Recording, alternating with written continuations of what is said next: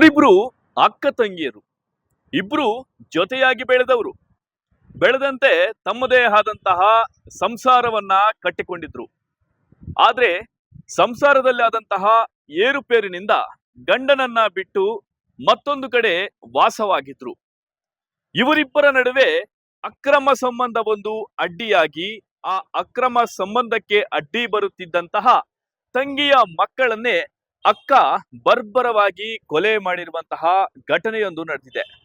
ಇದೇ ಇವತ್ತಿನ news 18 digital content ನ ವಿಶೇಷ. ನಾನು ದತ್ತಾತ್ರೇಯ, ಚಿಕ್ಕಬಳ್ಳಾಪುರ ಪ್ರತಿನಿಧಿ.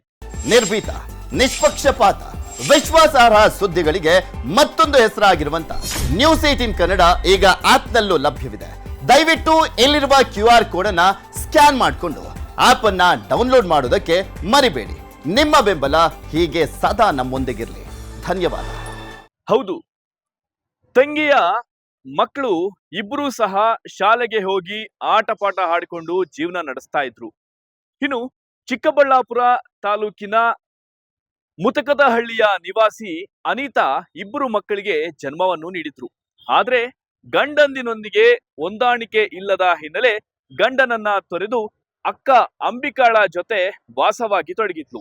ಇನ್ನು ಅಕ್ಕ ಅಂಬಿಕಾ ಚಿಕ್ಕಬಳ್ಳಾಪುರ ತಾಲೂಕಿನ ಮಾವಳ್ಳಿ ಗ್ರಾಮದಲ್ಲಿ ಈಕೆಯೂ ಸಹ ಗಂಡನನ್ನ ತೊರೆದು ಪ್ರಿಯಕರನೊಂದಿಗೆ ಜೀವನವನ್ನ ನಡೆಸತೊಡಗಿದ್ಲು.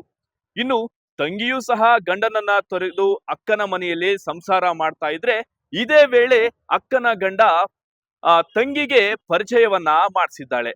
ಆದ್ರೆ ಈ ಪರಿಚಯ ಮುಂದಿನ ದಿನಗಳಲ್ಲಿ ದೈಹಿಕ ಸಂಪರ್ಕ ತಂದುಕೊಡುವಲ್ಲಿಯೂ ಸಹ ಮುಂದಾಗಿರುವಂತಹದ್ದು.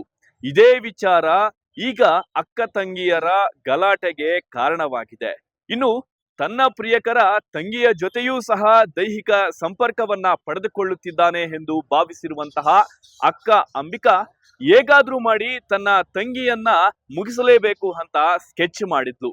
ಅದರಂತೆ ಒಂದು ದಿನ ತಂಗಿ ಕನಕ ಜಯಂತಿ ಹಿನ್ನೆಲೆ ಚಿಕ್ಕಬಳ್ಳಾಪುರ ನಗರಕ್ಕೆ ಹೋಗಿರ್ತಾಳೆ. ಇನ್ನು ಮಕ್ಕಳನ್ನ ನೋಡಿಕೊಳ್ಳುವಂತೆ ಅಕ್ಕನಿಗೆ ಮಾಹಿತಿಯನ್ನು ಹಾಗೂ ಸೂಚನೆಯನ್ನು ನೀಡಿರ್ತಾಳೆ. ಆದ್ರೆ ಈಕೆ ಅಕ್ಕ ಅಂಬಿಕಾ ಮಾಡಿದ್ದೆ ಬೇರೆ ಗನಂಧಾರಿ ಕೆಲಸ. ಹೌದು, ನಿನಗೆ ಚಾಕ್ಲೇಟ್ ಕೊಡಿಸ್ತೀನಿ ಬಾ ಅಂತ 6 ವರ್ಷದ ಕಂದಮ್ಮ ಮಧು ಎಂಬ ಬಾಲಕನನ್ನ ಚಿಕ್ಕಬಳ್ಳಾಪುರ ತಾಲೂಕಿನ ಪೆರೇಸಂದ್ರ ಪೊಲೀಸ್ ಹಾಗೂ ಗುಡಿಬಂಡೆ ಒಂದು ರಸ್ತೆ ಮಾರ್ಗದಲ್ಲಿರುವಂತಹ ಹಿರೇನಾಗವಳ್ಳಿ ಎಂಬ ಮಾವಿನ ತೋಟಕ್ಕೆ ಕರೆದುಕೊಂಡು ಹೋಗಿ ಅಲ್ಲಿಯೇ ಇದ್ದಂತಹ ಒಂದು ಗುದ್ದಲಿಯ ಸಹಾಯದಿಂದ ಆ 6 ವರ್ಷದ ಬಾಲಕನನ್ನ ಭೀಕರವಾಗಿ ಕೊಲೆ ಮಾಡಿ ಅಲ್ಲಿಯೇ ಸಹ ಮಣ್ಣಿನಲ್ಲಿ ಮಣ್ಣು ಮಾಡ್ತಾಳೆ. ಸೊ ಈ ಘಟನೆ ಆದ ಬಳಿಕ ತಂಗಿ ನನ್ನ ಮಗ ಎಲ್ಲಿ ಅಂತ ಒಂದು ಪ್ರಶ್ನೆಯನ್ನು ಸಹ ಕೇಳ್ತಾಳೆ. ಆದ್ರೆ ಇದಕ್ಕೆ ಸಬೂಬು ಉತ್ತರವನ್ನ ಕೊಡ್ತಾಳೆ. ನಂತರ ಆ ಇದ್ದಂತಹ 8 ತಿಂಗಳ ಹೆಣ್ಣು ಮಗುವನ್ನು ಸಹ ಇದೇ ಒಂದು ಅಕ್ಕ ಅಂಬಿಕಾ ಕಿಡ್ನಾಪ್ ಮಾಡಿಕೊಂಡು ಬೆಂಗಳೂರಿಗೆ ಹೋಗ್ತಾಳೆ. ಈ ವೇಳೆ ಆಟೋದಲ್ಲಿ ಪ್ರಯಾಣಿಸುತ್ತಿದ್ದ ವೇಳೆ ಆಟೋ ಚಾಲಕನಿಗೆ ಒಂದು ರೀತಿಯಾದಂತಹ ಅನುಮಾನ ಶುರುವಾಗಿ ಇದು ಯಾವುದೋ ರೀತಿಯ ಕಿಡ್ನಾಪ್ ಹಾಗೂ ಮಕ್ಕಳನ್ನ ಅಪಹರಿಸಿಕೊಂಡು ಬಂದಿದ್ದಾಳೆ ಎಂಬ ದೂರದೃಷ್ಟಿಯಿಂದ ಆ ಒಂದು ಆಟೋ ಚಾಲಕ ಮಾಡಿದಂತಹ ಕೆಲಸಕ್ಕೆ ಕೊಲೆ ಮಾಡಿರುವಂತಹ ಗನಾಂಧಾರಿ ಕೆಲಸ ಈಗ ಬೆಳಕಿಗೆ ಬಂದಿರುವಂತಹದ್ದು. ಇನ್ನು ಬೆಂಗಳೂರಿನ ಆಟೋ ಚಾಲಕ ಸೀದಾ ಆಕೆಯನ್ನ ಕರೆದುಕೊಂಡು ಹೋಗಿದ್ದು ಕಬ್ಬನ್ ಪಾರ್ಕ್ ಪೊಲೀಸ್ ಠಾಣೆಗೆ ಕರೆದುಕೊಂಡು ಹೋಗಿ ಈಕೆಯ ಮೇಲೆ ನನಗೆ ಅನುಮಾನ ಬರ್ತಾ ಇದೆ, ಈ ಮಗುವನ್ನ ಕಿಡ್ನಾಪ್ ಮಾಡಿಕೊಂಡು ಬಂದಿದ್ದಾಳೆ ಎಂಬ ದೂರನ್ನ ಪೊಲೀಸ್ ಠಾಣೆಯಲ್ಲಿ ದಾಖಲಿಸ್ತಾಳೆ. ಅದರಂತೆ ಪೊಲೀಸರು ಪರಿಶೀಲನೆ ನಡೆಸಿದ ವೇಳೆ ಕಿಡ್ನಾಪ್ ಮಾಡಿಕೊಂಡು ಬಂದಿರುವಂತಹ ಮಾಹಿತಿ ತಿಳಿಸ್ತಾರೆ. ಅದರಂತೆ ಕಬ್ಬನ್ ಪಾರ್ಕ್ ಪೊಲೀಸ್ ಠಾಣೆಯ ಪೊಲೀಸರು ಪೆರೇಸಂದ್ರ ಪೊಲೀಸರಿಗೆ ಮಾಹಿತಿಯನ್ನ ನೀಡಿ ಆಕೆಯನ್ನ ಪೆರೇಸಂದ್ರ ಪೊಲೀಸರಿಗೆ ಒಪ್ಪಿಸುತ್ತಾರೆ. ಇನ್ನು ಪ್ರಕರಣವನ್ನ ದಾಖಲಿಸಿಕೊಂಡಿರುವಂತಹ ಪೆರೇಸಂದ್ರ ಠಾಣೆಯ PSI ಜಗದೀಶ್ ರೆಡ್ಡಿ ತನಿಖೆಯನ್ನ ಶುರು ಮಾಡುತ್ತಿದ್ದಂತೆ ಆ ಮಗುವನ್ನ ಏನ್ ಮಾಡಿದ್ದೀರಾ ಎಂಬ ಮಾಹಿತಿಯನ್ನ ಕಲೆ ಮಾಡಲು ಶುರುವಾಡ್ತಾಳೆ. ಇದೇ ವೇಳೆ ಅಕ್ಕ ಅಂಬಿಕಾ ನೀಡಿರುವಂತಹ ಸ್ಫೋಟಕ ಮಾಹಿತಿ ಎಲ್ಲರನ್ನೂ ಸಹ ಬೆಚ್ಚಿ ಬೀಳಿಸಿರುವಂತಹದ್ದು. ಮನೆಯಲ್ಲಿ ಒಂದು ಗಲಾಟೆ ಕಾರಣ ಬಗ್ಗೆ ಸಿಸ್ಟರ್ಸ್ ಇದ್ದಾರೆ, ರಿಯಲ್ ಸಿಸ್ಟರ್ಸ್ ಇದ್ದಾರೆ. ಒಬ್ಬರು ಲೇಡಿ ಅಂದರೆ ಅವರದು ತಂಗಿ, ಅವರದು ಸಿಸ್ಟರ್ದು ಮಕ್ಕಳು ಏನಿದ್ದಾರೆ ಅವರಿಗೆ ಕಿಡ್ನ್ಯಾಪ್ ಮಾಡಿ ಒಬ್ಬರು ಅವರದು ಮಗ ಇತ್ತು ಅವರದು ಮರ್ಡರ್ ಮಾಡಿದ್ದಾರೆ ಮತ್ತು ದಫನ್ ಮಾಡಿದ್ದಾರೆ ಬಾಡಿ. ಈ ಥರ ಕೇಸ್ ಇತ್ತು.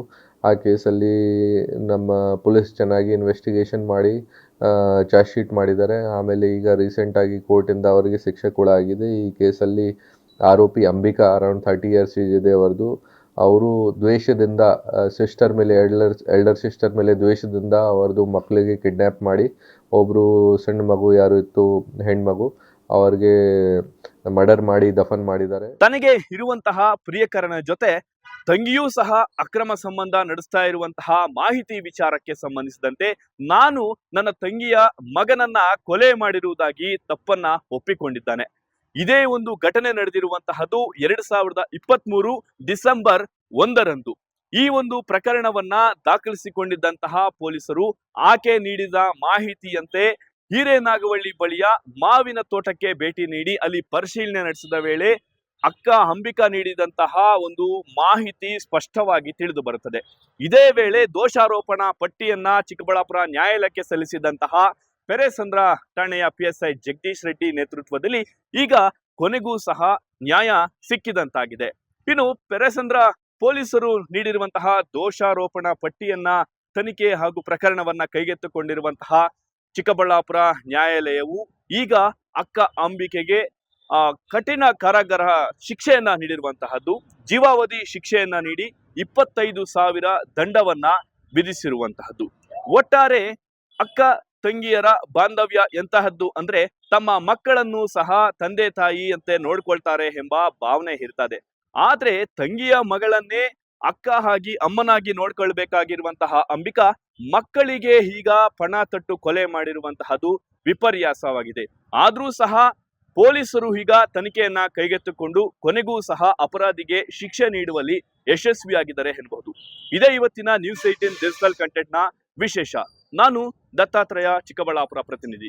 ನಿರ್ಭೀತ, ನಿಷ್ಪಕ್ಷಪಾತ, ವಿಶ್ವಾಸಾರ್ಹ ಸುದ್ದಿಗಳಿಗೆ ಮತ್ತೊಂದು ಹೆಸರಾಗಿರುವಂತ ನ್ಯೂಸ್ 18 ಕನ್ನಡ ಈಗ ಆಪ್ನಲ್ಲೂ ಲಭ್ಯವಿದೆ.